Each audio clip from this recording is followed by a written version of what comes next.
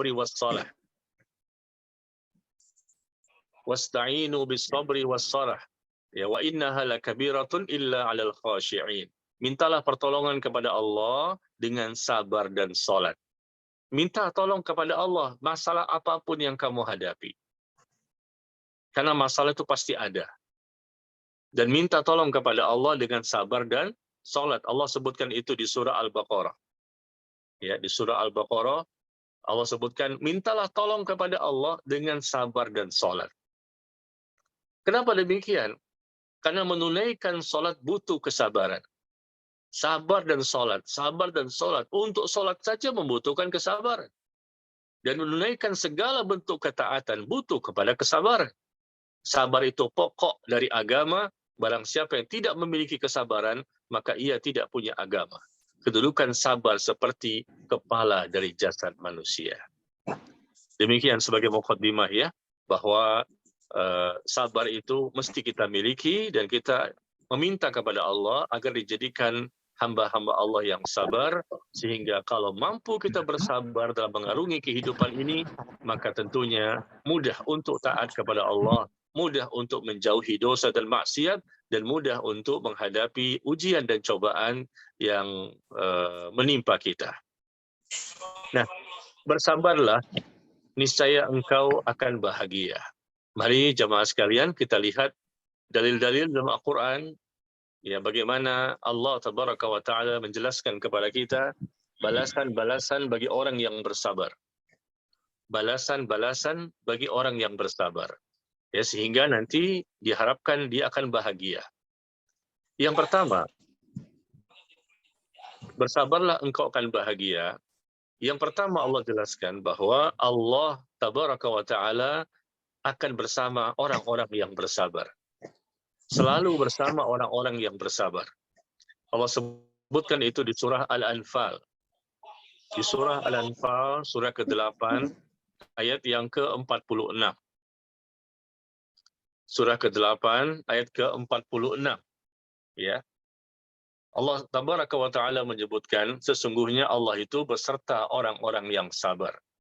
Innallaha ma'as sabirin. Innallaha ma'as sabirin. Sesungguhnya Allah bersama dengan orang-orang yang sabar. Ya, artinya Allah itu selalu bersama dengan hambanya dimanapun hamba itu berada. Tetapi Allah lebih pertegas lagi pengkhususan untuk orang-orang yang sabar ini, Allah lebih dekat kepada mereka. Allah lebih perhatikan mereka. Ya, subhanallah, sesungguhnya Allah bersama dengan orang-orang yang sabar. Kalau Allah sudah bersama dengan seorang hamba, yang dimana hamba itu termasuk orang-orang yang sabar, maka tentunya dia akan mendapatkan berbagai macam nikmat. Orang itu akan mendapatkan berbagai macam nikmat. Dapat hidayah, dapat taufik, dapat penjagaan, dapat perlindungan, dapat keberkahan, ya, dapat kebahagiaan. Karena Allah bersama mereka. Artinya kebersamaan Allah dengan mereka itu bukannya Allah bersama mereka dalam rangka untuk memberikan azab atau hukuman, tidak. Tetapi Allah bersama mereka dalam rangka untuk memberikan berbagai macam nikmat. Innallaha ma'as sabirin. Kalimat yang mudah diucapkan, sabar, sabar, sabar. Tapi memang dalam penerapannya tidak semudah yang kita bayangkan. Memang sabar ini butuh latihan, ya. Butuh dilatih diri kita untuk menjadi orang bersabar, termasuk ibadah Ramadan. Ibadah Ramadan itu ditempa kita, ya, digembleng kita selama 1 bulan. Agar kita mampu menjadi orang bersabar, seharusnya di Syawal ini, apalagi belum lama kita berpisah dengan Ramadan, seharusnya kita sudah mampu menjadi orang yang bersabar. Karena harapan selesainya Ramadan adalah agar kita mampu menjadi orang bertakwa. Dan orang bertakwa itu pasti dia termasuk orang yang sabar. Sabar dalam arti 3 tadi yang saya sebutkan, ya. Jadi jangan salah pemahaman. Sabar dalam 3 arti yang saya sebutkan tadi, sabar dalam taat kepada Allah, sabar dalam menjauhi larangan Allah, dan sabar menghadapi ujian dan cobaan. Ya. Jadi poin pertama, bahagianya orang yang sabar itu karena Allah senantiasa bersama mereka. Yang kedua jamaah sekalian, bersabarlah engkau akan bahagia, yaitu disebutkan yang kedua, balasan bagi orang yang bersabar ini adalah mereka mendapatkan cinta Allah. Mendapatkan cinta Allah. Ya. Sesungguhnya Allah itu mencintai orang-orang yang bersabar. Allah mencintai orang-orang yang bersabar. Allah sebutkan di surah Ali Imran. Di surah Ali Imran ayat 146. Di poin pertama tadi disebutkan Allah beserta orang-orang yang sabar. Di poin yang kedua, Allah mencintai orang-orang yang sabar. Subhanallah. Inilah hasil yang sesungguhnya dari ibadah Ramadan, jemaah sekalian. Maka jadilah kita orang-orang yang sabar. Allah akan mencintai kita. Ya, ketika Allah mencintai seseorang, ini merupakan kabar gembira, kebahagiaan yang luar biasa. Dan target kita di dunia ini adalah ingin menjadi orang yang bertakwa. Dan orang bertakwa itulah yang Allah ya jadikan sebaik-baik hambanya, yang Allah paling muliakan mereka, dan Allah mencintai mereka. Ya, jadi balasan kebaikan atau kebahagiaan. Bersabarlah, engkau akan bahagia. Maksudnya bahagia di sini, Allah akan mencintaimu. Dengan kita bersabar, Allah akan mencintai kita. Dan ketika Allah mencintai kita, maka tentunya Allah akan mengampuni dosa-dosa kita. Ya, ini poin yang kedua. Yang ketiga, bersabarlah engkau akan bahagia. Apa bentuk kebahagiaan yang lain? Yaitu mereka akan mendapatkan kabar gembira. Bagi orang-orang yang bersabar selama hidupnya di dunia, maka mereka akan mendapatkan kabar gembira. Di poin pertama tadi, Allah beserta orang-orang yang sabar. Poin kedua, Allah mencintai orang-orang yang sabar. Yang ketiga, mendapatkan kabar gembira. Sebagaimana Allah sebutkan di surah Al-Baqarah, ayat 155, 156, dan 157. Silahkan jamaah sekalian melihat mushaf Al-Quran dengan terjemahannya, Al-Baqarah 155 sampai 157. Ya, Allah menjelaskan tentang orang-orang yang bersabar. Wabasyiris sabirin. Berikanlah kabar gembira kepada orang-orang yang sabar. Ya, Allah langsung yang menyebutkan demikian. Berikanlah kabar gembira bagi orang-orang yang sabar, yaitu apabila mereka tertimpa musibah, maka mereka menyebutkan kalimat Inna lillahi wa inna ilaihi raji'un. Ya, perhatikan apa yang Allah sebutkan. Berikan kabar gembira kepada orang-orang yang sabar, yaitu orang-orang yang apabila tertimpa musibah, ya, tertimpa ujian dan cobaan, maka mereka spontanitas langsung mengucapkan kalimat Inna lillahi wa inna ilaihi raji'un. Sesungguhnya kami milik Allah dan kami akan kembali kepadanya. Nah, kalimat yang diucapkan ini terasa ringan, ya. Kalimat Inna lillahi wa inna ilaihi raji'un. Tetapi kalau kita lihat, terkadang banyak sekali yang lupa.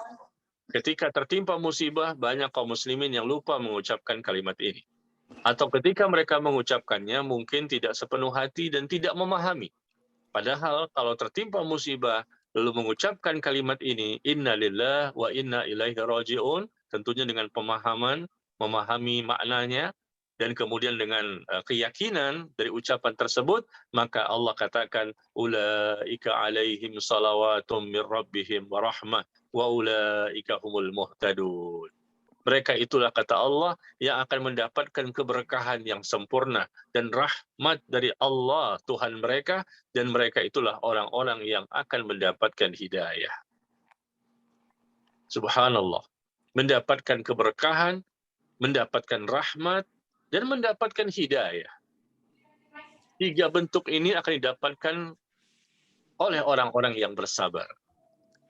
Orang yang bersabar. Bagaimana tidak bahagia? Bersabarlah, engkau akan bahagia. Bagaimana tidak bahagia? Mendapatkan keberkahan yang sempurna, mendapatkan rahmat, dan mendapatkan hidayah. Allah yang menyatakan demikian.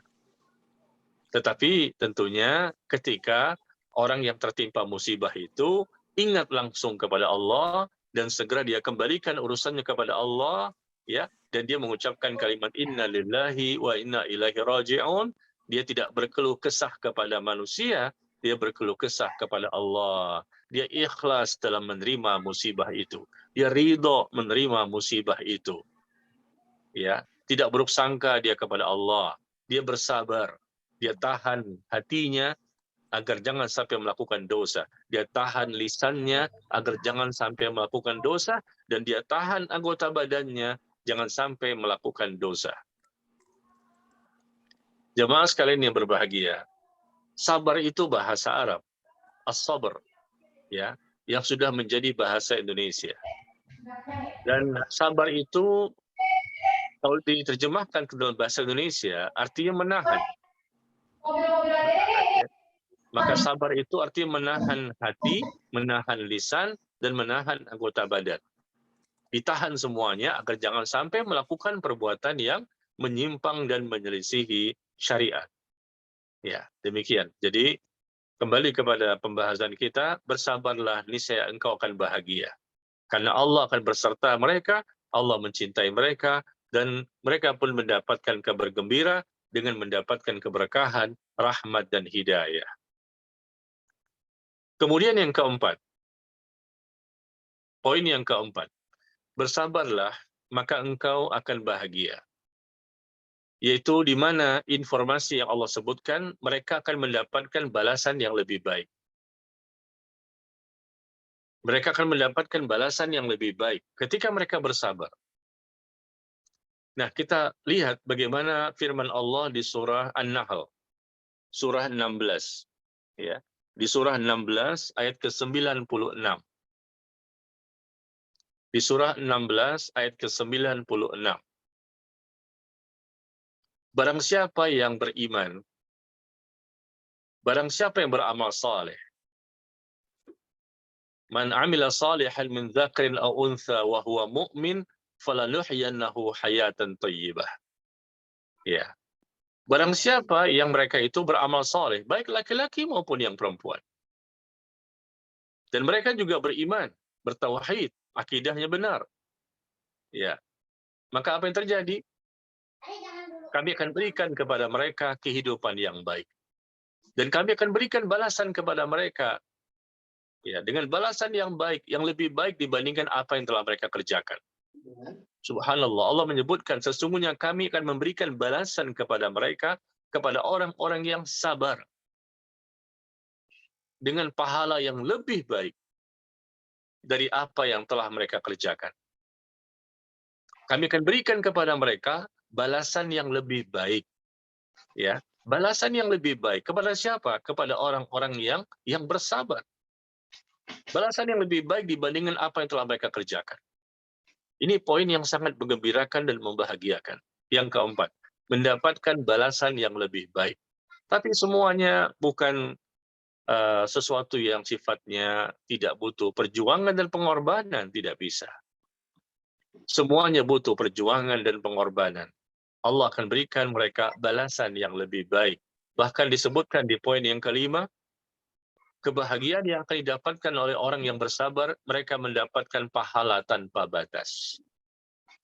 Ya, balasan yang lebih baik itu macam-macam bentuknya. Dan bahkan mereka mendapatkan pahala tanpa batas. Kita sholat, maka mendapatkan pahala. Kita bersilaturahim, kita mendapatkan pahala. Kita membantu berbakti kepada orang tua, kita mendapatkan pahala.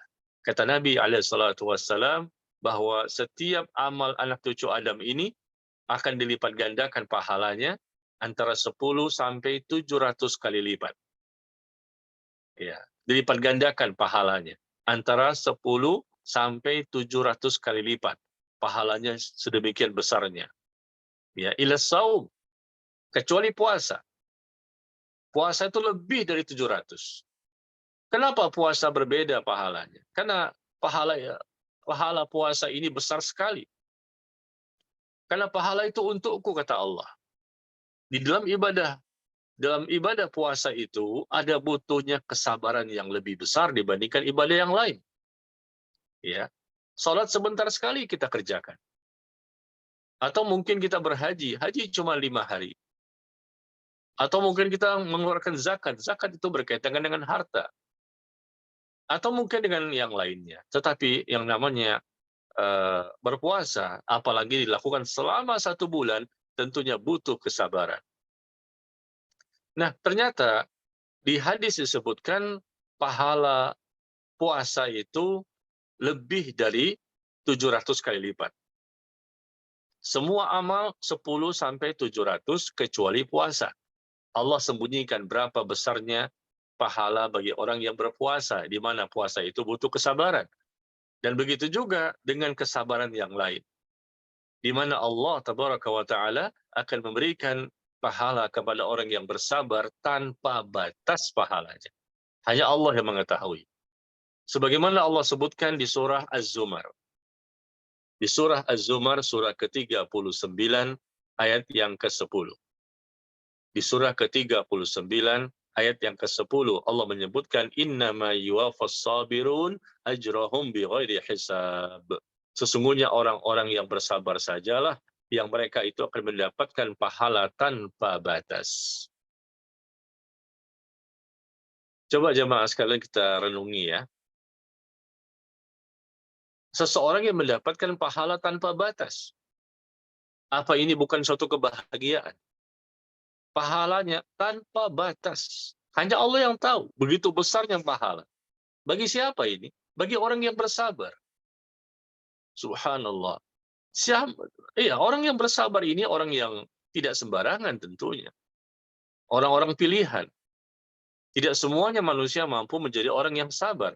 Orang kafir dipastikan bukan termasuk orang yang sabar. Orang munafik dipastikan bukan termasuk orang yang sabar. Tinggal satu manusia, yaitu orang mukmin. Mukmin yang bertakwalah yang mampu untuk bisa sabar dalam taat kepada Allah, sabar menjauhi larangan Allah, dan sabar menghadapi ujian dan musibah. Ya, makanya ini nikmat yang luar biasa ini tidak diberikan kepada sembarang hamba. Ya, itu pahala tanpa batas. Tidak mungkin orang kafir bisa mampu sabar. Buktinya mereka kufur. Tidak mungkin orang-orang munafik, pelaku dosa-dosa dan maksiat yang sangat banyak sekali di muka bumi ini mampu untuk bersabar karena mereka rutinitas menjadikan dosa sebagai kebiasaan. Jadi orang-orang yang mendapatkan ini orang yang berbahagia. Bersabarlah, engkau akan bahagia mendapatkan pahala tanpa batas dengan ibadah-ibadah yang dia lakukan, ya. Dengan ibadah apapun dan ketaatan apapun yang dia lakukan, ternyata dia mendapatkan pahala tanpa batas. Karena dia memenuhi persyaratan untuk diterimanya amalan. Pertama, dia ikhlas karena Allah. Yang kedua, ibadah tersebut sesuai dengan sunnah, sesuai dengan syariat yang telah dicontohkan dan diamalkan, diajarkan dan dipraktekkan oleh Rasulullah Sallallahu Alaihi Wasallam. Ya, sudah 5 ya. 5 yang kita bahas, 5 perkara yang menjadikan hamba itu akan berbahagia dari informasi yang telah Allah sebutkan dalam Al-Quran. Sekarang di poin yang ke-6. Di poin yang ke-6, bersabarlah engkau akan bahagia. Kenapa akan bahagia? Karena Allah sebutkan orang yang bersabar itu akan mendapatkan pertolongan. Orang yang bersabar akan mendapatkan pertolongan. Ya, sebagaimana Allah sebutkan di surah Ali Imran ayat yang ke-200. Di surah Ali Imran ayat ke-200. Ya ayyuhalladzina amanu, ya ayyuhalladzina amanu, ya, wahai orang-orang yang beriman, bersabarlah kamu. Wasabiru warabitu. Wahai orang-orang yang beriman, bersabarlah kamu dan kuatkan kesabaran. Dan tetaplah bersiap siaga dan bertakwalah kepada Allah agar kamu memperoleh kemenangan. Ya, Allah berikan kemenangan dan pertolongan sekaligus. Karena mereka sabar dan memperkuat kesabaran, maka Allah berikan kemenangan dan pertolongan kepada mereka. Ya, subhanallah. Ini berita yang menggembirakan juga. Tapi masalahnya adalah sudah tahu mungkin kita ayatnya, sudah tahu surah apa, ayat-ayat berapa, sampai hafal barangkali ayatnya dan suratnya. Tetapi kalau tidak dengan keyakinan, ya tidak bermanfaat jamaah sekalian. Kita yakin nggak dengan firman Allah? Kalau kita yakin, maka tentunya kita akan mendapatkannya. Kebahagiaan tersebut. Ya, semua pasti ingin bahagia. Pasti orang kafir pun ingin bahagia. Orang miskin ingin bahagia, orang kaya ingin bahagia, siapapun ingin bahagia, bahagia bahkan di dunia sampai ke akhirat. Tetapi kalau kita tidak mengamalkan apa yang Allah sampaikan kepada kita dalam Al-Quran, atau Rasul ajarkan kepada kita dalam hadis, maka tentu tidak mungkin kita bisa berbahagia. Kebahagiaan yang sejati, kebahagiaan yang hakiki adalah kebahagiaan yang berasal dari Allah dengan cara melaksanakan syariatnya. Ya, jadi di poin ke-6, bersabarlah, engkau akan bahagia karena mendapatkan kemenangan dan pertolongan. Kemudian yang ke-7, bersabarlah, engkau akan bahagia. Kenapa bahagia? Karena akan selamat dari gangguan musuh. Orang yang bersabar akan selamat dari gangguan musuh. Sebagaimana Allah sebutkan di surah Ali Imran ayat 120. Di surah Ali Imran ayat 120 Allah menyebutkan, jika kamu memperoleh kebaikan, niscaya mereka bersedih hati. Tetapi jika kamu tertimpa bencana, maka mereka bergembira karenanya. Tetapi jika kamu bersabar dan bertakwa, ya, jika kamu bersabar dan bertakwa, maka tipu daya mereka tidak akan menyusahkanmu. Ya, bersabar dan bertakwa, maka tipu daya mereka, musuh-musuh ini, tidak akan bisa menyusahkanmu sedikit pun. Sesungguhnya Allah itu meliputi segala apa yang mereka kerjakan. Artinya Allah berikan perlindungan di sini. Perlindungan dan penjagaan kepada hamba apabila mereka bersabar dan bertakwa kepada Allah. Allah selamatkan mereka dari gangguan musuh. Ya. Dan ini merupakan suatu perkara yang akan didapatkan bagi orang-orang yang yakin tentunya. Orang-orang yang bertakwa, orang-orang yang senantiasa mewujudkan kesabaran itu dalam hidupnya. Dan Allah sebutkan kalimat sabar. Ini menunjukkan bahwa kesabaran itu merupakan syarat untuk mendapatkan penjagaan, perlindungan, dan keselamatan dari musuh-musuh yang berusaha untuk mengganggu kita. Ya, apakah mereka orang-orang yang zalim, orang fasik, orang munafik, gangguan kejahatan apa saja. Kalau kamu bersabar dan bertakwa kepada Allah, maka niscaya mereka tidak bisa menyusahkanmu. Tipu daya mereka tidak bisa menyusahkanmu sedikit pun. Karena orang yang bersabar dan bertakwa itu selalu mengembalikan urusannya kepada Allah. Meminta pertolongan kepada Allah. Meminta bantuan hanya kepada Allah. Mereka bertauhid, akidahnya benar. Tidak pernah mereka mempersekutukan Allah. Qul la yusibana illa ma kataballahu lana. Huwa maulana wa 'ala Allahi falyatawakkalul mu'minun. Ya. Allah sebutkan bahwa tidak akan menimpa kami. Katakanlah, ya, perkataan yang sangat bagus sekali, luar biasa. Katakanlah, qul, tidak akan menimpa kami kecuali apa yang Allah takdirkan kepada kami. Illa ma kataballahu lana. Huwa maulana, dialah pelindung kami. Dan kepada Allah semata orang-orang mukmin itu bertawakal. Berserah diri kepada Allah. Tidak akan menimpa kami melainkan apa yang telah Allah takdirkan kepada kami. Ya, demikian. Jadi orang-orang yang bersabar ini adalah orang-orang yang akan selamat dari gangguan musuh. Kemudian yang berikutnya yang ke-8, orang-orang yang sabar ini akan mendapatkan surga.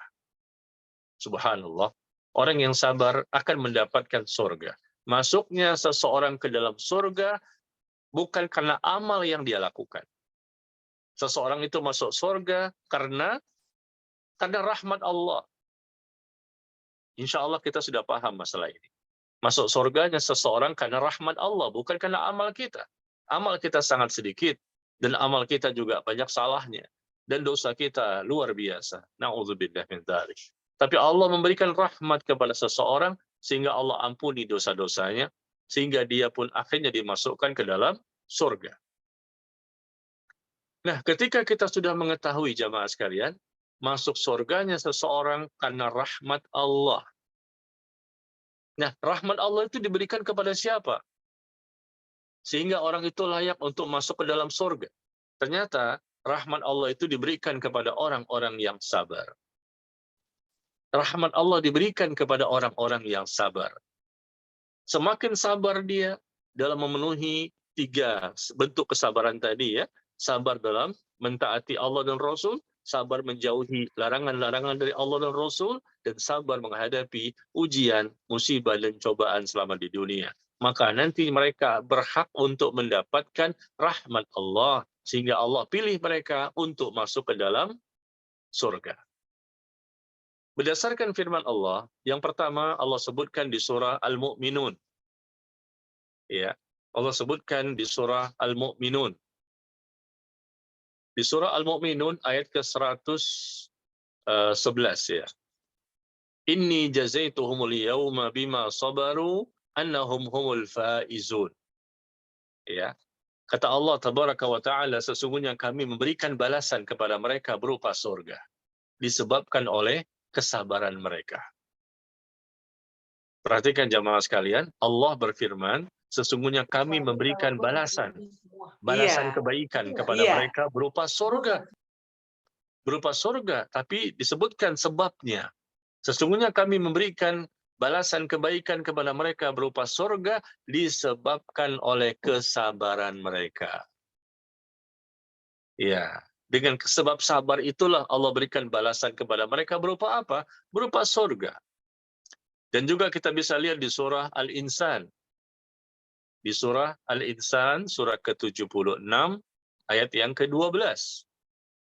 Ya, surah ke-76, ayat yang ke-12. Allah menyebutkan, dan dia, Allah, memberi balasan kepada mereka karena kesabaran mereka dengan surga dan pakaian sutra. Allah memberikan balasan kepada mereka, ya nanti di akhirat ya, Allah memberikan balasan kepada mereka dengan sebab kesabaran mereka. Dengan apa? Dengan surga dan pakaian sutra. Ya, terang-terangan di sini disebutkan karena kesabaran mereka. Tadi di surah Al-Mu'minun, juga disebutkan di surah Al-Insan, juga disebutkan di surah Ar-Ra'du, surah ke-13.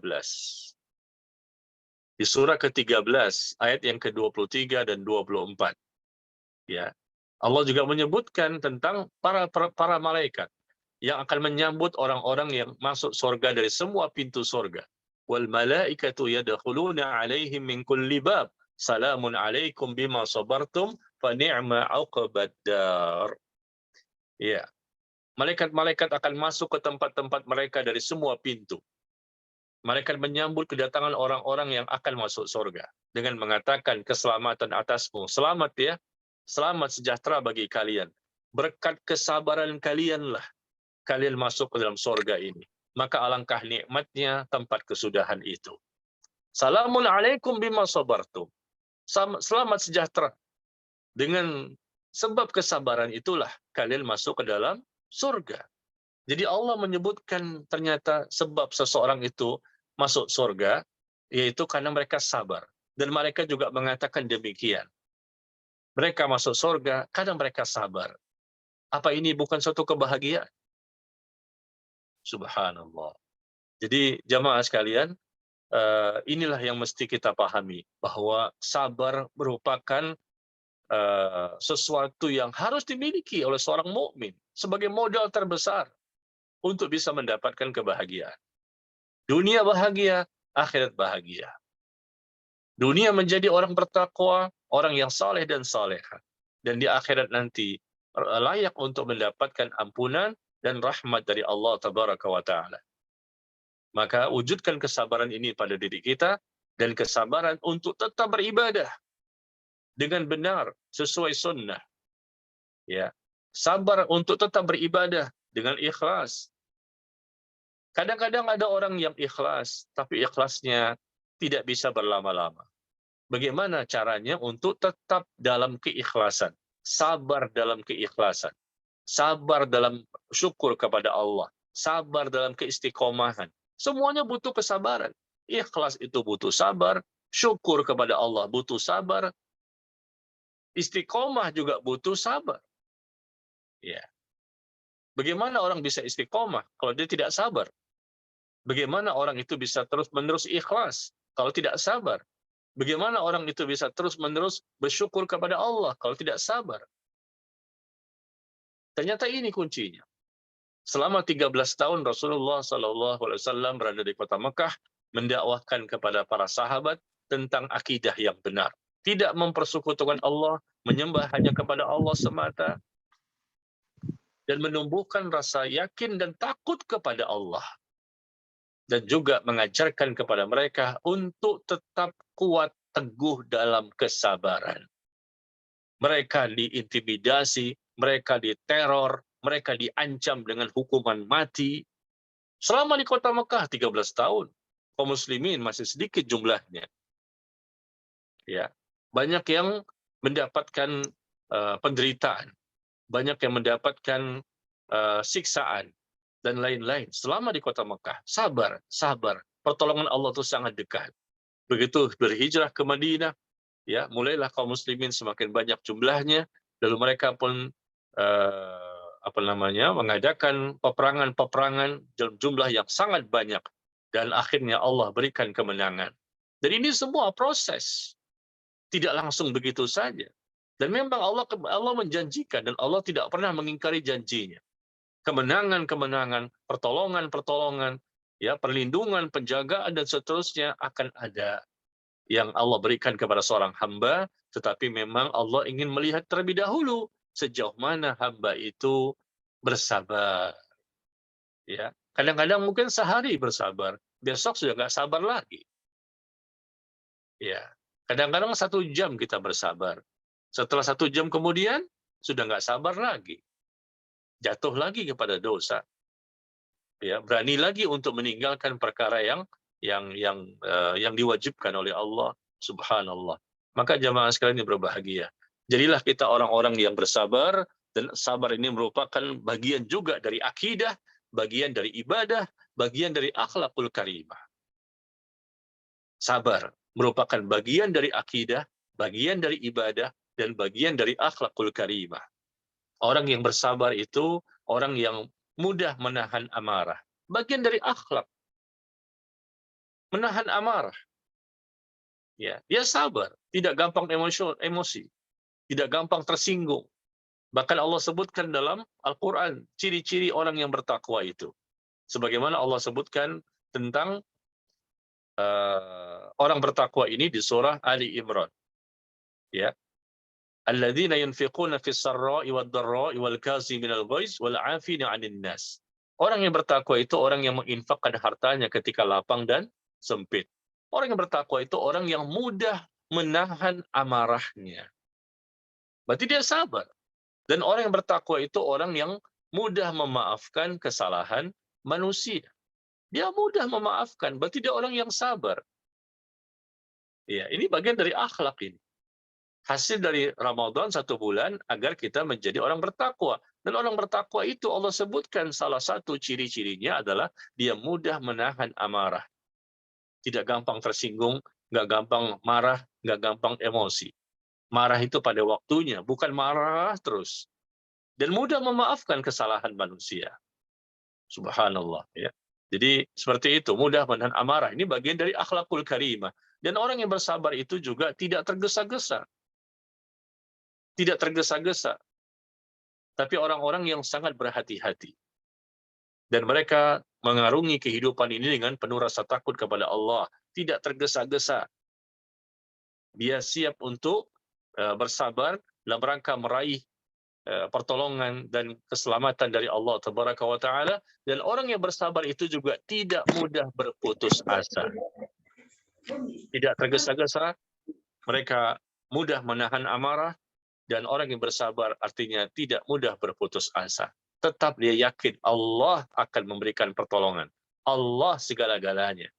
Ya, bukan merasa kayaknya putus harapan, tidak ada lagi kesempatan untuk bisa mendapatkan ini dan itu. Ini orang-orang kafir atau orang-orang yang sesat.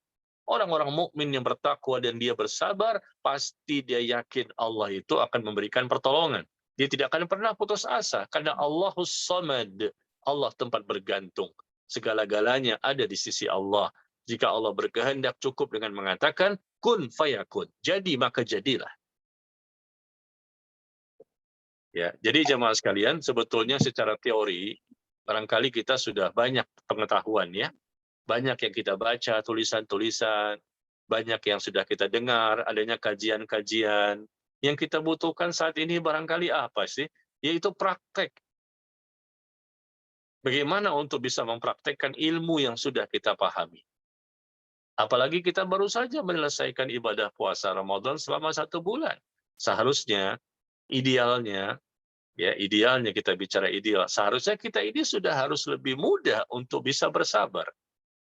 Ya, tetapi kenyataannya, mohon maaf, tidak sedikit dari kaum muslimin baru saja berada di awal-awal Syawal, ya mereka sudah jatuh kembali. Tidak bisa lagi berada dalam bentuk kesabaran yang lebih baik. Ya, padahal sudah ada pembekalan selama sebulan. Ya, di mana 1 bulan ini kita ditempa, kita digembleng, kita dibina dengan berbagai macam ibadah. Ya, tentunya diharapkan nanti kita akan lebih baik. Tetapi baru saja berpisah. Tidak sedikit kaum muslimin yang jatuh kembali, ya tidak mampu bersabar untuk taat kepada Allah dan Rasul, ya mereka meninggalkan perintah-perintah yang diwajibkan, atau mereka mengerjakan dosa-dosa yang harus ditinggalkan, atau mungkin mereka tidak sabar menghadapi ujian dan cobaan yang menimpa mereka. Nas'alullah as-salama wal afiyah. Semoga Allah memberikan keselamatan kepada kita semua. Demikian, ini yang bisa saya sampaikan pada kesempatan yang sangat singkat ini. Ada beberapa poin, kurang lebih ada 8 tadi ya. Berbahagialah bagi orang-orang yang bersabar, karena Allah telah memberikan informasi yang menggembirakan mereka. Ya, dengan informasi yang begitu banyak, dan Rasul pun juga menyampaikan demikian, dan semoga kita termasuk yang memperoleh hal-hal yang menggembirakan itu. Dan silakan barangkali jamaah yang mendengarkan kajian ini mungkin ingin bertanya, bisa dibacakan. Oke, baik. Jazakallah khair, barakallahu fiik, Ustadz, atas nasihatnya. Semoga bermanfaat untuk kita semua. Selanjutnya kita memasuki sesi tanya jawab. Kita mulakan mungkin begini Ustadz, kita bersabar untuk bahagia. Lalu mungkin ada satu hal yang saya menggelitik gitu Ustadz, bagaimana kita tahu kita bersabarnya itu bersabar yang benar? Jangan-jangan kita bersabarnya salah seperti kaum kafir, kaum Nasrani, misalnya Yahudi, mereka kan bersabar juga gitu. Tapi kita sebagai Muslim, bagaimana kita meyakinkan bahwa yang kita jalan itu sabar yang benar? Mungkin begitu Ustadz, sebelum Ya, kita bacakan pertanyaan yang lain. ya, Masya Allah, bagus sekali pertanyaannya. Ya, kita tahu bahwa kita berada pada kesabaran yang benar. Yang pertama tentunya kita harus beriman. Ya, beriman dalam posisi kita menjadi seorang mukmin. Orang kafir nggak mungkin. Sudah dipastikan tidak mungkin, dan orang munafik pun tidak mungkin. Meskipun dia muslim, tapi muslimnya muslim munafik. Ya, orang munafik tidak mungkin mereka bisa bersabar dalam ketaatan. Dan kalaupun mereka melakukan ketaatan, mereka ingin riya, pamer, ujub, sum'ah, sombong, dan lain-lain. Itu muslim munafik. Tujuannya dunia, orientasinya dunia dalam ibadah yang mereka lakukan. Jadi standarisasinya, kita bisa tahu, mudah-mudahan perkiraan kita tidak meleset, ya, karena kita berdasarkan dalil-dalil yang ada, dan mudah-mudahan sesuai dengan penilaian Allah. Bukan ujub ya, bukan merasa, sepertinya saya terpilih deh. Jangan begitu. Kita seharusnya merasa, jangan-jangan saya tidak terpilih. Meskipun sebetulnya sudah sesuai dengan syariat. Jadi yang pertama tentunya seseorang itu menjadi mukmin untuk bisa mendapatkan kesabaran yang hakiki, dan dia akan bahagia.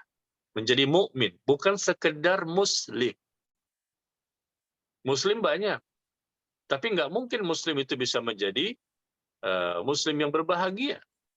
Karena muslim sekedar muslim, KTP-nya saja Islam. Ya, muslim biasa, awam, bodoh, tidak mengerti, tidak berilmu. Berbeda dengan mukmin. Seorang muslim belum tentu mukmin. Seorang mukmin otomatis muslim. Seorang mukmin otomatis dia berusaha memperbaiki dirinya. Bukan berarti dia seperti malaikat. Ya, tetap dia manusia biasa. Tetapi seorang mukmin yang sebenar-benarnya, tentunya dia berusaha memperbaiki dirinya semakin baik dan semakin baik. Dan Allah pun menyeru untuk berpuasa Ramadan kepada siapa? Kepada orang-orang mukmin, orang-orang yang beriman. Ya ayyuhalladzina amanu, ya ayyuhalladzina amanu. Wahai orang-orang yang beriman, wahai orang-orang yang beriman. 90 ayat, 90 kali Allah menyebutkan dalam Al-Quran dengan mengawali kalimat, wahai orang-orang yang beriman, diwajibkan bagi kalian ini, wahai orang-orang yang beriman, diperintahkan jagalah dirimu dan keluargamu dari api neraka, wahai orang-orang yang beriman, bertobatlah kepada Allah dengan taubat nasuha, wahai orang-orang yang beriman. Allah menyuruhnya orang-orang beriman, bukan muslim biasa. Karena orang beriman inilah, orang mukmin yang sebenar-benarnya inilah yang mau merespon panggilan dari Allah dan Rasul Sallallahu Alaihi Wasallam. Jadi yang pertama itu, secara singkat, mukmin. Yang kedua, standarisasi bahwa dia akan berbahagia ketika dia bersabar. Setelah dia mukmin, tentunya dia menjadi seseorang yang mengikuti sunnah. Mukmin di sini artinya mukmin yang bertauhid ya. Mukmin yang bertauhid, akidahnya benar, tidak mempersekutukan Allah dan niatnya ikhlas. Tidak mungkin orang sabar itu tidak ikhlas. Ya, jadi pertama mukmin yang bertauhid, yang mengesahkan Allah, yang tidak mempersekutukan Allah dan dia ikhlas di dalam beribadah. Yang kedua, yaitu orang-orang yang bisa mendapatkan kesabaran yang benar dan dia berpahala ketika dia mengikuti sunnah. Ya, mengikuti sunnah, mengikuti syariat, mengikuti contoh tauladan, yaitu Nabi Muhammad Sallallahu Alaihi Wasallam. Baru dia akan mendapatkan kebahagiaan. Banyak Muslim yang beribadah dengan ibadah versi mereka, dengan modifikasi mereka, dengan inovasi-inovasi mereka. Mereka Muslim, KTP-nya Islam, dan semangat mereka beribadah luar biasa. Mungkin bisa mengalahkan kita, ya. Kesungguh-sungguhan mereka, semangat mereka, tapi ternyata ibadah mereka tidak sesuai dengan syariat. Mereka buat-buat sendiri tata cara ibadah, ya, seakan-akan mereka itu seorang nabi dan rasul yang mendapatkan wahyu dari Allah. Nah, hal seperti ini tidak mungkin menyebabkan mereka mendapatkan kebahagiaan, ya, kebahagiaan yang sejati, yang hakiki, yang disebabkan oleh kesabaran mereka dalam beribadah. Tidak mungkin. Karena segala sesuatu yang sifatnya balasan dari Allah, berupa kebaikan-kebaikan, berupa pahala-pahala, pasti karena menyesuaikan dengan syariat. Ya, jadi demikian. Mukmin yang bertauhid, ikhlas, dan tidak melakukan kesyirikan. Yang kedua, dia mengikuti sunnah, mengikuti syariat dalam tata cara ibadah. Semua ibadahnya berdasarkan dalil. Semua ibadahnya berdasarkan keterangan. Semua ibadahnya berdasarkan contoh terbaik. Ya. Dan Allah perintahkan kita mengikuti Rasulullah. Laqad kana lakum fi Rasulillahi uswatun hasanah liman kana yarjullah wal yawmal akhir wa dzakarallaha katsira. Sungguh telah ada pada diri Nabi itu, ya, pada diri seorang Rasul itu tauladan yang baik bagi kalian. Bagi orang yang mengharapkan rahmat Allah. Bagi orang yang mengharapkan rahmat Allah, jadikan Rasulullah sebagai contoh terbaik. Rahmat Allah ini berupa apa? Kebahagiaan. Ya, jadi demikian.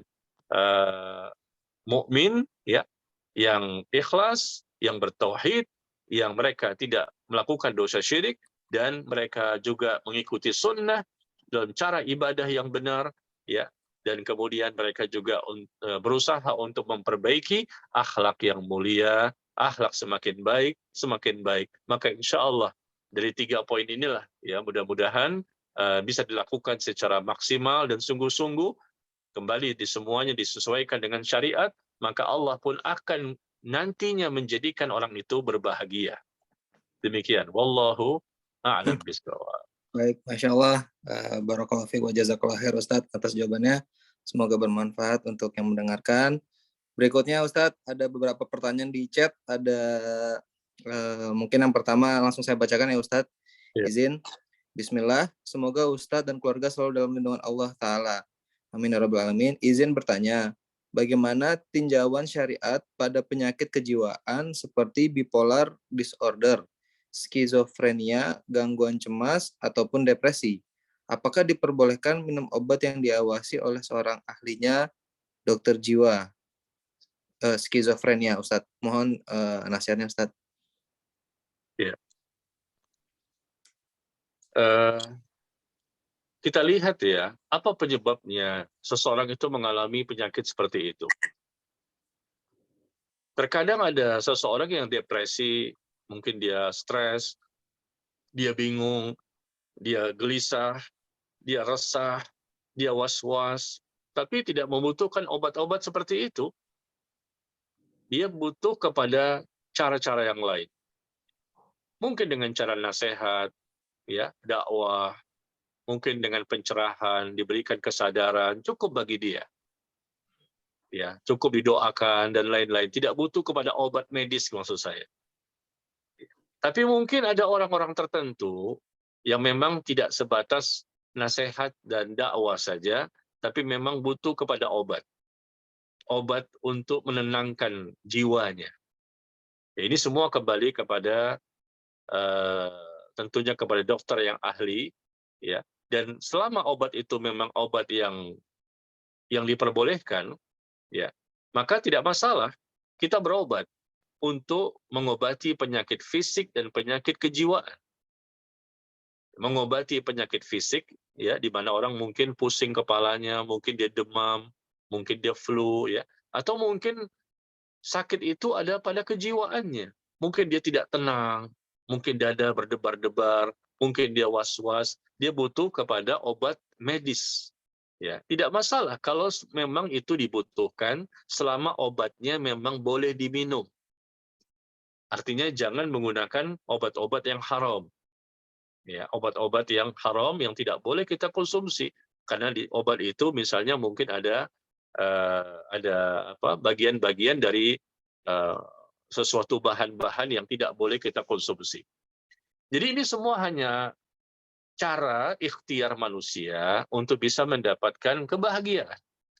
Ya, karena terkadang dengan minum obat itu dia merasa lebih pede, kadang-kadang bisa seperti itu. Kita pernah bertemu ya dengan orang-orang seperti itu.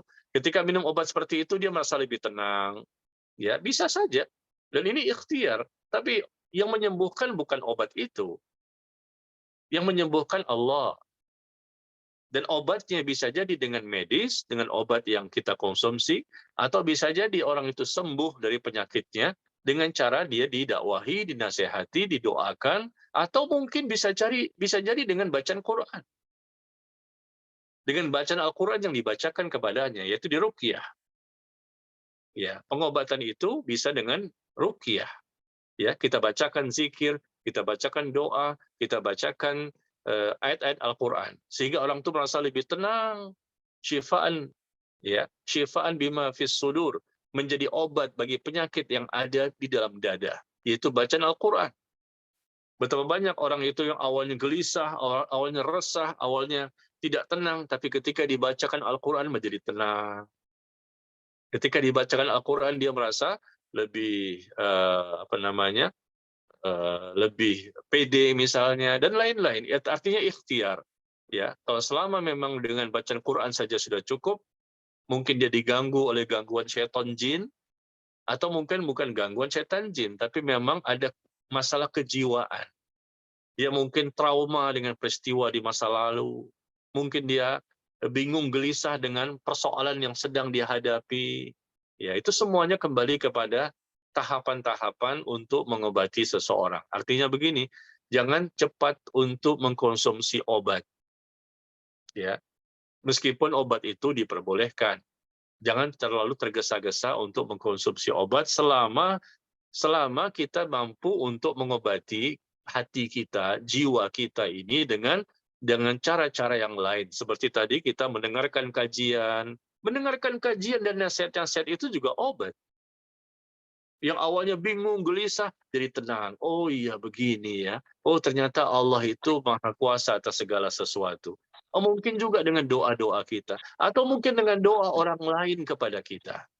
Orang lain mendoakan kita, akhirnya kita menjadi tenang. Ya, obat itu alternatif terakhir. Kalau memang secara medis dibutuhkan dan ini memang tidak bisa dihindari, maka tidak masalah selama obat itu tidak mengandung bahan-bahan yang haram. Ya, tentunya dengan batasan-batasan yang mesti kita pahami, jangan sampai juga berlebihan ya.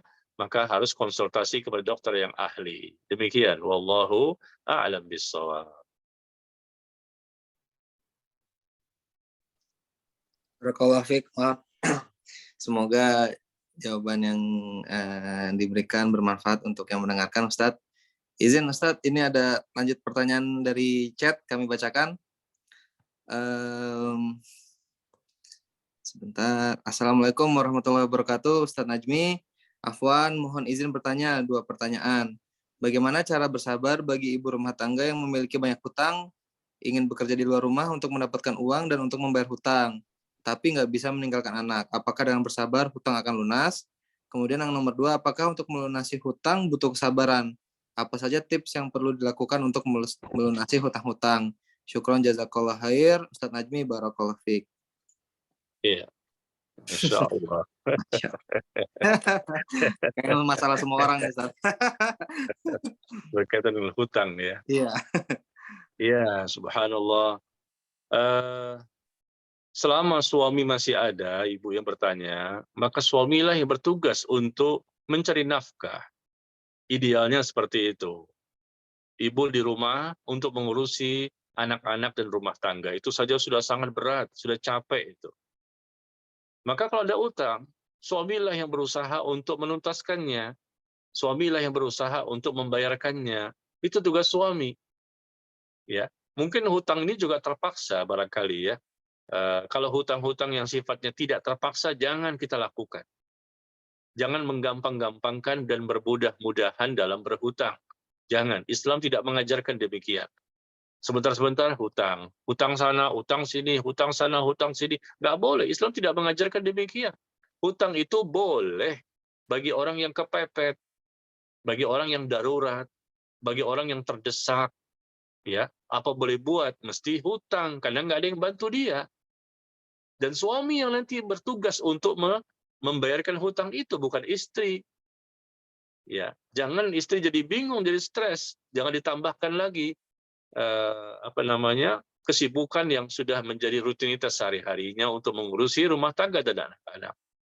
Ya, itu idealnya ya, suamilah yang membayar hutang. Tapi kalau seandainya mungkin suami tidak ada, barangkali bercerai, atau mungkin suami sudah meninggal dunia, maka mungkin ibu sendirian sebagai orang tua, ya mau tidak mau, mungkin dia berhutang terpaksa, maka ibu mencari hutang dan harus dan wajib untuk membayar hutang tersebut. Dan orang yang punya hutang memang menjadi tidak tenang hidupnya. Apalagi dikejar-kejar dengan batas waktu tempo. Meskipun tidak ada riba di dalamnya, tetapi tidak tenang. Karena udah janji sebulan ini. Ya. Nah, apalagi kalau seandainya hutangnya ada ribanya. Kalau terlambat, tambah denda sekian. Terlambat, tambah denda sekian. Nah, tentunya sudah punya hutang, tidak tenang, tambah lagi ada bunga plus yang mesti dia bayarkan. Dia berdosa di situ. Berdosa karena menyetujui ya menyetujui cara berhutang dengan cara seperti itu, bahwa dia wajib untuk membayar tambahan-tambahan apabila dia terlambat dalam membayar hutangnya. Dosa itu, dosa riba.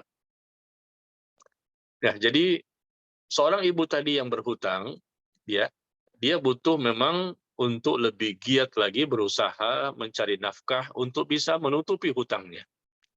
Jadi ini merupakan masalah. Dan masalah tadi saya katakan butuh kesabaran. Bukankah sabar dalam 3 perkara saya katakan tadi? Sabar dalam mentaati Allah dan Rasul, sabar dalam menjauhi larangan-larangan dari Allah dan Rasul, dan sabar menghadapi ujian, cobaan, dan musibah. Nah, hutang itu musibah. Berarti harus sabar menghadapi hutang ini. Musibah. Ya. Bukan hutang itu suatu hal yang berupa nikmat, tidak. Hutang bukan nikmat, hutang itu musibah. Karena kita ya terpaksa mencari pinjaman dalam rangka untuk memenuhi kebutuhan hidup sehari-hari. Dan kita akhirnya menjadi tidak tenang. Coba kalau kita nggak punya hutang. Kalau kita tidak punya hutang, insya Allah ketenangan dan kebahagiaan itu akan kita raih. Insya Allah. Tetapi dengan kita memiliki hutang, maka kita akan menjadi tidak tenang. Karena kita memikirkan selalu bagaimana cara untuk membayar hutang tersebut. Dan ini musibah bagi seorang muslim. Nah, baiklah. Sudah terjadi, maka bersabarlah menghadapi musibah tersebut dan tetap mencari jalan keluar. Bukan berarti sabar itu diam. tidak melakukan aktivitas. Itu salah ya. Sabar, sabar, sabar. Artinya diam saja, nggak melakukan aktivitas. Itu bukan sabar yang benar. Sabar dalam Islam itu artinya ya menahan hati. Sabar itu artinya menahan. Ingat saya katakan tadi, sabar itu bahasa Arab. Terjemahan bahasa Indonesianya adalah menahan. Sabar di dalam hati, sabar dengan lisan, sabar dengan anggota badan. Berarti dia menahan hatinya, dia tahan lisannya, dia tahan anggota badannya untuk tidak melakukan perbuatan dosa. Nah, ketika memiliki hutang tadi, maka dia harus bersabar dalam hutang tersebut. Ya. Dan bukan berarti dia diam, tapi dia berusaha mencari solusi. Terus berusaha ke sana kemari mencari jalan keluar. Bagaimana ini? Agar bisa melunasi hutangnya. Mungkin dia bekerja, mencari nafkah, ya, dia mencari terobosan-terobosan bagaimana untuk bisa mendapatkan harta yang lebih banyak supaya bisa melunasi hutang-hutangnya tersebut. Nah, ini mungkin yang kita saksikan ada dari kaum muslimin yang salah kaprah ya. Mereka mengatakan bahwa sabar itu artinya diam. Tidak, bukan begitu.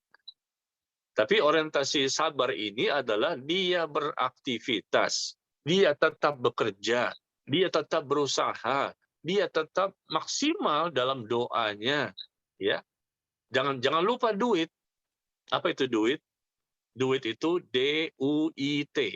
Artinya doa, usaha, ikhtiar, dan tawakal yang maksimal. Duit yang maksimal. Bukan duit harta ya, duit yang maksimal. Artinya doanya maksimal, usahanya maksimal, ikhtiarnya maksimal, dan tawakalnya maksimal. Serahkan semua kepada Allah sesudah melakukan semua aktivitas tersebut. Itu sabar. Ya, demikian. Jadi bagi orang yang punya hutang, maka bersabarlah ya untuk bisa melunasi hutangnya dan berdoa, minta kepada Allah agar Allah berikan kemudahan-kemudahan.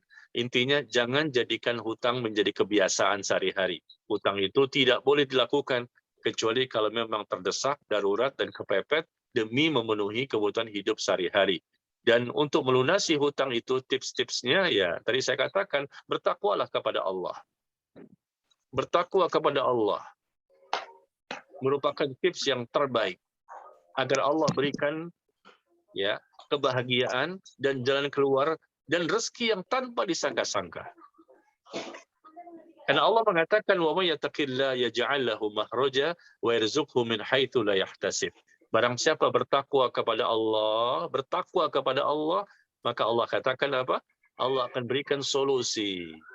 Allah akan berikan jalan keluar atas segala permasalahan hidupnya, dan Allah berikan kepadanya rezeki dari arah yang tanpa disangka-sangka. Ya, rezekinya banyak, bisa melunasi hutang itu. Allah berikan solusi, ada saja tiba-tiba jalan keluar yang tidak kita pikirkan sebelumnya. Ada saja peluang-peluang, tiba-tiba ada order ini, tiba-tiba ada ini, sehingga bisa melunasi hutang itu. Subhanallah. Syaratnya apa? Kata Allah, barang siapa bertakwa kepada Allah. Maka tips yang terbaik sebetulnya adalah kita memperbanyak ketakwaan kita. Semakin bertakwa kepada Allah, Allah pun semakin memberikan pertolongan kepada kita. Masalahnya bukan ayat, bukan dalil, bukan hadis, tetapi masalahnya adalah yakin apa tidak. Kita ini kaum muslimin, mohon maaf, ditimpa krisis keyakinan. Krisis moneter katanya, krisis ekonomi katanya. Ada pandemi, adanya penyakit COVID-19. Padahal yang terpenting untuk kita pahami adalah ya di mana kaum muslimin saat ini tertimpa krisis keyakinan. Kurang yakin. Ayatnya sudah ada solusinya. Tetapi karena tidak dipahami atau tidak diamalkan dengan baik, akhirnya tidak menjadi solusi. Tidak menjadi sesuatu yang bisa menjadikan kita bahagia. Hanya tahu, hafal, pernah baca, tapi nggak yakin. Ya, masih ya, apa benar ini? Jangan-jangan begini. Apa benar ini? Loh, ini firman Allah. Banyak orang yang sudah mencoba dan membuktikannya demi Allah dan berhasil. Tapi karena kalau kita ragu-ragu, maju mundur, kurang yakin, akhirnya segala permasalahan, bukan hutang saja, segala permasalahan jadi terbengkalai. tidak Allah bereskan urusannya. Coba kalau bertakwa kepada Allah, beres. Pasti. Dengan izin Allah tentunya terjadi. Kemudahan-kemudahan Allah berikan. Terbuka peluang-peluang untuk bisa mendapatkan yang lebih baik dan seterusnya. Jadi banyak berdoa kepada Allah agar Allah lunasi hutang kita, mendekatkan diri kepada Allah dengan bertakwa kepadanya, lalu lakukanlah perbanyak untuk melakukan amal soleh. Amal soleh seperti bersedekah contohnya, atau berbakti kepada kedua orang tua, dan lain-lain.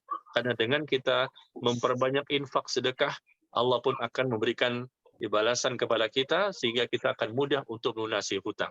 Dengan kita berbakti kepada orang tua dan lain-lain, amal-amal yang lain yang sifatnya amal soleh itu sangat banyak sekali, tapi intinya adalah dengan kita berdoa, kita bertakwa kepada Allah, dan memperbanyak amal soleh, insya Allah hutang kita akan segera terlunasi.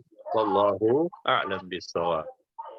Barakallahu khair atas nasihatnya. Jadi ujung-ujungnya UUD ya Ustadz ya, ujung-ujungnya duit.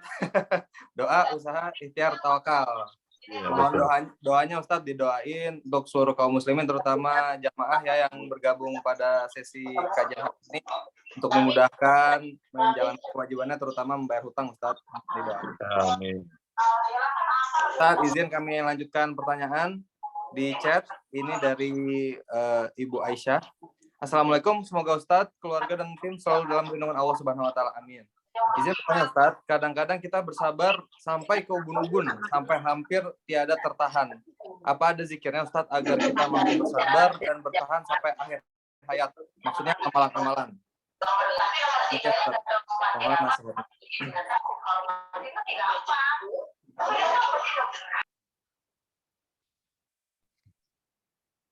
Iya. Memang tadi saya katakan bahwa bersabar itu gampang diucapkan dan tidak semudah itu untuk dipraktekkan. Dan sedikit sekali orang-orang yang mampu bersabar. Meskipun banyak yang ingin bisa menjadi orang yang bersabar dalam 3 jenis yang saya sebutkan tadi. Nah, pertanyaan tadi bagaimana supaya bisa kita bersabar sampai mati? Ya semuanya kita punya keinginan seperti itu. Para ustadz juga ingin sampai mati tetap bersabar. Para ulama juga ingin seperti itu. Semua kaum muslimin tentunya berharap bisa menjadi orang yang bersabar. Nah, caranya bagaimana? Yang pertama tentunya doa. Ya, berdoa kepada Allah, minta kepada Allah agar Allah jadikan kita termasuk orang-orang yang bersabar. Ini cara yang pertama. Sering-sering minta kepada Allah pertolongan dan bantuan darinya agar kita mampu menjadi orang yang bersabar. Allahumma a'inni ala dzikrika wa syukrika wa husni ibadatik. Ya Allah, tolonglah aku, bantulah aku ya Allah untuk bisa selalu berzikir kepadamu, untuk bisa selalu bersyukur kepadamu, untuk selalu bisa beribadah dengan sebaik-baiknya ibadah kepadamu. Langkah kedua, untuk bisa bersabar adalah kita dengan cara menuntut ilmu. Ya, sering-seringlah kita menuntut ilmu. Kita mempelajari tentang Islam ini secara serius, bukan main-main. Ya, jangan hilang datang gitu loh. Pas ada butuhnya belajar, kajian dengerin. Pas nggak ada butuhnya, lagi nikmat banyak, hilang. Enggak, jangan begitu. Kita susah untuk sabar kalau begitu. Sabar itu bukan dalam kemiskinan saja, sabar dalam kekayaan itu lebih sulit. Orang yang kaya itu lebih sulit bersabar dibandingkan orang miskin yang tidak punya harta. Abu Bakar As-Siddiq radhiyallahu anhu, beliau mengatakan, kami mampu bersabar ketika kami mengalami ujian dan cobaan, ketika kami miskin. Tetapi kami tidak mampu bersabar. Hampir-hampir kami tidak mampu bersabar ketika kami mendapatkan berbagai macam kenikmatan. Justru orang yang banyak nikmatnya itu lebih sulit bersabar.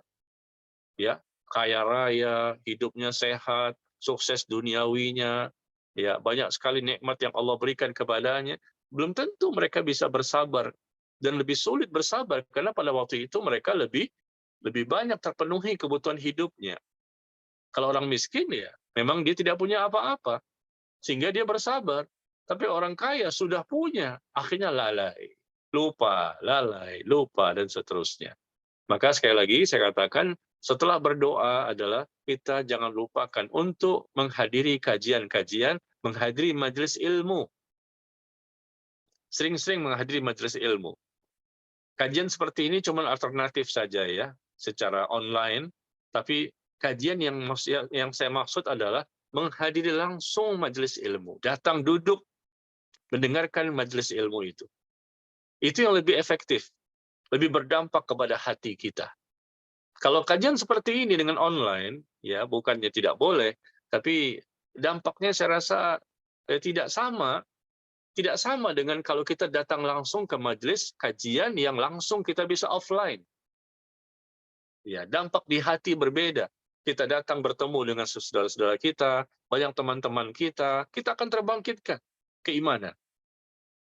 Ya, akan terbangkitkan untuk bisa lebih baik kesabaran kita. Ya, itu yang kedua. Yang ketiga, untuk bisa bersabar ya, tipsnya yang sabar ini mudah-mudahan bisa sampai mati adalah kita dengan cara mengamalkan ilmu. Mengamalkan ilmu yang telah kita pahami. Karena orang yang mengamalkan ilmu itu akan kuat imannya. Orang yang kuat imannya tentu mudah bersabar. Kata Allah di surah An-Nisa ayat ke-66, "Walau annahum fa'alu ma yu'azuna bihi lakana khairal lahum wa ashadda tathbita." Seandainya mereka mengamalkan ilmunya, melakukan pengajaran-pengajaran yang mereka telah pahami, ya, mereka mengamalkan apapun yang telah mereka ketahui dari agama ini, maka itu lebih baik bagi mereka dan akan lebih menguatkan iman mereka. Akan lebih menguatkan iman, kata Allah. Ketika mereka mengamalkan ilmu, akan kuat iman. Nah, iman yang kuat otomatis mudah untuk bersabar. Ternyata kuatnya iman itu akibat dari karena mereka mengamalkan ilmunya. Ya, maka kita mengamalkan Islam ini baik yang wajib maupun yang sunnah, yang wajib maupun yang sunnah. Semakin banyak amal yang kita lakukan, amal yang sesuai syariat, maka ternyata semakin akan menguatkan iman. Allah akan kuatkan iman orang tersebut dan menjadi modal. Setelah kuat iman, maka dia akan mudah untuk bersabar. Itu yang ketiga ya. Jadi berdoa, menghadiri majelis ilmu, dan banyak untuk mengamalkan ilmu. Yang keempat, bersabar sampai mati insyaallah taala, yaitu dengan cara kita bergaul dengan orang-orang yang sabar. Ya, wasbir, bersabarlah kamu bersama orang-orang yang menyeru Allah di waktu pagi dan petang. Wasbir nafsaka ma'al ladzina yad'una rabbahum bil ghadati wal 'ashyi yuriduna wajhah. Coba lihat di surah apa itu? Al-Kahfi ya. Di surah Al-Kahfi itu ayat ke-28 atau 29, coba dilihat ayatnya, di mana Allah menyebutkan tentang Rasulullah sallallahu alaihi wasallam. Wasbir nafsaka, bersabarlah kamu. Sabarlah kamu bersama orang-orang yang selalu beribadah kepada Allah di waktu pagi dan petang, yang mereka hanya menginginkan wajah Allah semata. Ya, Allah memerintahkan Rasul yang sudah sabar. Rasul sudah jelas manusia paling sabar. Tapi Allah perintahkan Rasul untuk bersabar bersama sahabat, bersama para sahabat. Bersabarlah kamu bersama mereka, bersama orang-orang yang sudah sabar, bergaul dengan mereka, berinteraksi dengan mereka. Subhanallah. Nah, ini menjadi pelajaran buat kita. Nah, kita juga bergaul dengan mereka, orang-orang yang sabar, agar kita menjadi orang yang sabar selamanya. Ya, pergaulan ini penting. Kalau kita bergaul dengan orang-orang yang tidak sabar, ya dia banyak maksiat dan dosanya, jauh dari ketaatan, tentunya sangat berbahaya. Ini langkah yang keempat yang bisa kita lakukan agar kita menjadi orang yang bersabar, ya. Atau yang kelima, tambahan lagi, perbanyaklah kita untuk melatih diri kita menjadi orang yang sabar dengan berpuasa. Berpuasa. Orang yang sering berpuasa itu insya Allah lebih besar peluang untuk bisa menjadi orang yang sabar. Insya Allah kita buktikan nanti dalam kehidupan kita sehari-hari. Orang yang terlatih berpuasa, ya, Senin Kemis berpuasa, Ayyamul Bid barangkali puasa, atau puasa-puasa yang lain. Dia terbiasa berpuasa, maka insya Allah dia akan menjadi orang yang lebih mudah untuk bisa bersabar. Makanya 1 bulan kita berpuasa ini bukan main-main.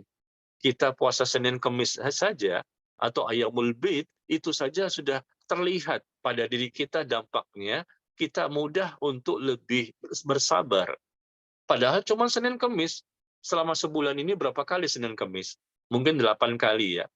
8 kali, Senin Kemis, selama sebulan berarti 8 kali. Itu saja sudah kelihatan sekali dampaknya pada diri kita. Terlatih untuk menjadi orang yang bersabar. Apalagi kalau 1 bulan full. Itu 8 kali loh. Ini 1 bulan full ketika Ramadan. Puasanya sebulan. Tambah lagi ibadah-ibadah yang lain. Tentunya lebih besar peluangnya. Seharusnya seperti itu. Hasil dari Ramadan yang benar. Ya, hasilnya itu adalah peluangnya lebih besar sekali untuk bisa menjadi orang yang bersabar. Karena puasanya bukan seminggu 2 kali, tapi setiap hari dia berpuasa. Ya, demikian barangkali ini yang bisa saya sampaikan. Mudah-mudahan kalau kita bisa mengamalkannya dengan baik dan benar, dengan ikhlas karena Allah, maka Allah jadikan kita mampu menjadi orang yang bersabar. Wallahu a'lam bishawab. Jazakallah khair Ustaz, barakallahu fiik. Mungkin masih ada waktu terakhir untuk pertanyaan Ustaz? Iya, satu lagi ya. Satu lagi boleh Ustaz. Nanti akan ada dari Ibu Deswati yang mengajukan raise hand Ustaz, akan ditanyakan langsung. Sebelum itu mungkin ada satu pertanyaan singkat terkait tadi yang penyakit kejiwaan Ustaz. Menanyakan fatwa tentang apakah boleh hipnoterapi atau terapi dengan hipnotis Ustaz. Sebelum nanti kami persilahkan Ibu Deswati untuk mengajukan pertanyaannya langsung. Assalamualaikum Ustadz. Oh, oke. Boleh silakan Ibu Deswati. Assalamualaikum Ustadz. Silakan Ibu.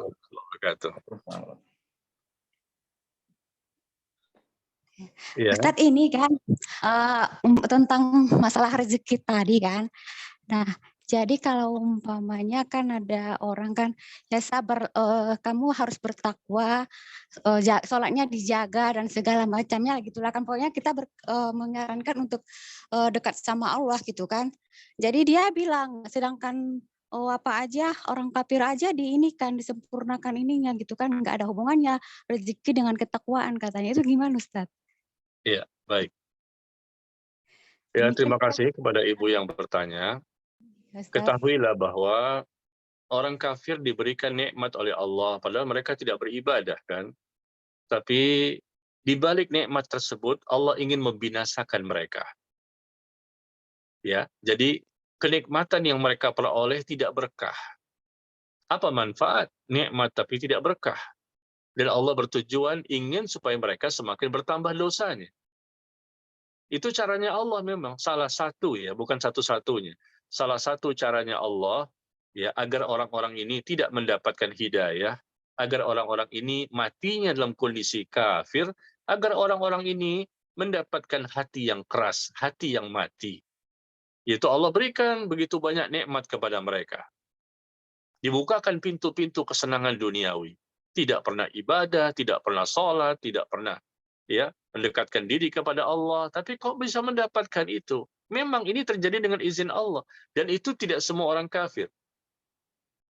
Tidak semua orang kafir yang mendapatkan demikian. Banyak juga orang kafir yang miskin.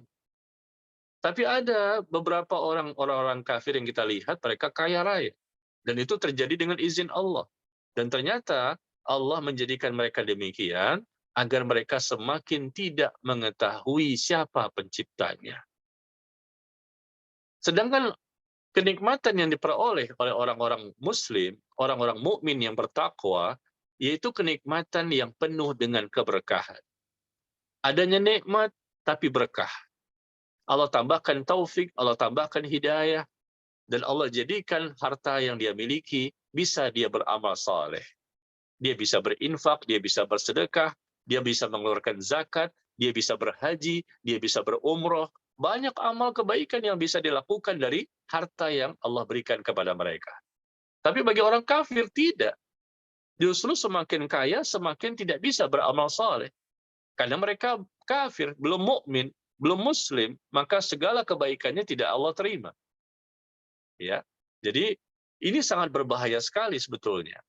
Karena kondisi orang yang Allah jadikan mereka kaya, Allah jadikan mereka penuh dengan kenikmatan, biasanya menjadikan mereka semakin tidak butuh kepada Allah. Semakin kufur kepada Allah. Ya, karena mereka merasa saya tidak ibadah saja bisa begini kok. Saya tidak menjadi muslim saja bisa kaya. Untuk apa saya butuh kepada muslim? Menjadi seorang muslim. Untuk apa saya butuh kepada Allah? Saya enggak menjadi muslim saja, enggak beribadah kepada Allah sudah seperti ini kok. Nah, itu sangat berbahaya sekali. Menjadikan mereka semakin lalai, semakin lupa dan semakin tidak butuh kepada penciptanya. Jadi ini caranya Allah untuk membinasakan mereka. Ya, caranya Allah untuk menjadikan mereka bertambah-tambah dosanya. Ya, demikian. Berbeda dengan orang-orang muslim. Orang-orang muslim yang bertakwa maksud saya. Ketika Allah berikan nikmat kepada mereka dan nikmat tersebut bisa mereka gunakan untuk tetap beribadah dan beramal saleh, mereka bersyukur kepada Allah, mereka berterima kasih kepada Allah, dan mereka pun semakin mendekatkan diri kepada Allah, dan semua nikmat yang mereka peroleh mereka gunakan ya untuk beribadah kepada Allah dan meraih ridho Allah, rahmat Allah dan ampunan dari Allah. Ya, demikian wallahu a'lam bishawab. Baik, jazakallah khair Ustadz atas nasihatnya. Mungkin tadi yang terakhir Ustadz tentang singkat Ya. yang tadi tentang terapi hipnotis itu Ustadz. Singkat saja Ustadz. Baik. Tentang masalah hipnotis ya. Kalau dikaitkan dengan hipnoterapi yang sebagaimana dipahami, dipelajari di kampus-kampus, di kampus jurusan psikologi ya, itu ada ilmu tentang hipnoterapi. Kalau seperti itu nggak masalah. Kalau yang berkaitan dengan ilmu yang dipelajari di kampus ya tentang ilmu hipnoterapi.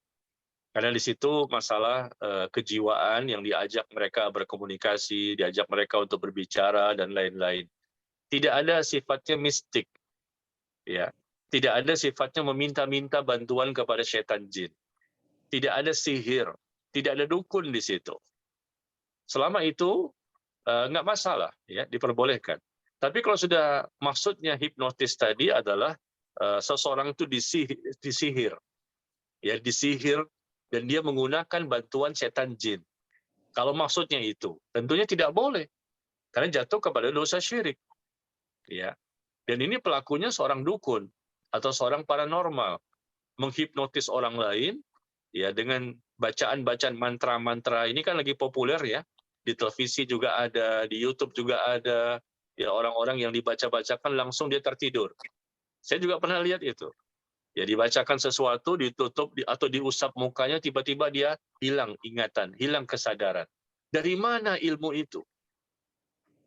Ini bukan berkaitan dengan hipnoterapi yang ada di kampus-kampus yang dipelajari oleh para mahasiswa. Ya, tapi ini hipnotis yang saya khawatirkan berkaitan dengan sihir. Mensihir orang lain. Dan di mana orang tersebut memang mungkin ya background-nya atau pondasi keimanannya rapuh. Gampang sekali tersihir. Ya, tidak ada pembentengan-pembentengan yang kuat. Hanya diusap mukanya atau ditepuk pundaknya langsung hilang ingatan, tidak sadar. Nah, ini sihir yang tidak boleh, hukumnya haram. Kalau berkaitan dengan hipnotis yang seperti itu ya. Karena dimanapun sihir, tentunya cara-caranya berkaitan dengan ritual-ritual yang harus mereka lakukan agar nanti mereka memiliki kelebihan. Ritual-ritual mereka lakukan agar mereka bisa mendekatkan diri kepada para syaitan, bukan mendekatkan diri kepada Allah. Dan yang mereka lakukan ritual-ritual tersebut pasti bertentangan dengan syariat. Karena syaitan akan membantu mereka dengan syarat mereka melakukan kesyirikan. Mereka melakukan kemaksiatan. Mereka melakukan dosa-dosa dan lain-lain sehingga nanti mereka memiliki kesaktian-kesaktian. Ya, tidak bermanfaat. Itu semuanya dosa. Apa artinya kesaktian? Apa artinya memiliki kemampuan untuk bisa menghipnotis seseorang kalau itu ternyata didapatkan dengan cara-cara yang nilainya bertentangan dengan syariat? Tentu tidak boleh. Haram hukumnya. Makanya kita ketika berobat tadi, kita lihat kita berobat kemana ini. Kalau berobatnya ke dukun, ke paranormal, ke tukang sihir, nggak boleh, haram. Karena mereka melakukan pengobatannya dengan cara meminta bantuan kepada setan jin. Dan pasti mereka melakukan ritual-ritual yang bertentangan dengan syariat. Tetapi kalau sifatnya tadi hipnoterapi, ya hanya pendekatan kejiwaan, diajak ngobrol, diajak komunikasi, ya, dari hati ke hati dan lain-lain yang setahu saya diajarkan di kampus-kampus yang insya Allah tidak bertentangan dengan syariat, maka sebatas itu tidak masalah. Ya, barangkali dengan pembicaraan-pembicaraan seperti itu tiba-tiba dia keluar isi hatinya, curhat. Yang awalnya dia tidak bisa curhat kepada orang lain, tiba-tiba dia bisa curhat kepada orang tersebut. Nah, orang ini pintar berbicara, pintar untuk mengorek keterangan-keterangan, diajak bicara ke sana kemari, tiba-tiba dia bisa curhat, dia keluarkan isi hatinya. Nah, seperti ini kan cara-cara yang tidak masalah, ya, karena mungkin dia bisa percaya sama orang ini, jadi mungkin dia bisa memberikan solusi, dia bisa memberikan jalan keluar dan lain-lain. Ya, sifatnya tidak masalah karena tidak ada unsur magic, tidak ada unsur mistis, tidak ada unsur meminta-minta kepada selain Allah. Demikian. Barangkali sampai di sini pertemuan kita, semoga bermanfaat. Bersabarlah, niscaya engkau akan berbahagia. Maka mari kita bersabar dalam mengarungi kehidupan di dunia ini yang sangat singkat, sebentar, dan tidak lama. Semua kita pasti akan kembali kepada Allah. Kita semua pasti akan mengalami kematian. Maka bersabarlah, tinggal sedikit lagi, kok nggak lama jamaah sekalian. Nggak lama hidup ini sebentar. Besok atau mungkin nanti sore kita mati. Kita nggak ada yang tahu semuanya. Maka bersabar, kehidupan akhirat itu kekal abadi selama-lamanya, tidak bertepi waktunya. Sedangkan dunia sebentar sedikit dan tidak lama dan pasti akan mengalami akhir. Baik, wallahu a'lam bishawab. Wassallallahu ala nabiyyina Muhammad walhamdulillahi rabbil alamin. Subhanakallahumma wa bihamdika asyhadu an la ilaha illa anta astaghfiruka wa atubu ilaik. Wassalamualaikum warahmatullahi wabarakatuh. Waalaikumsalam warahmatullahi wabarakatuh.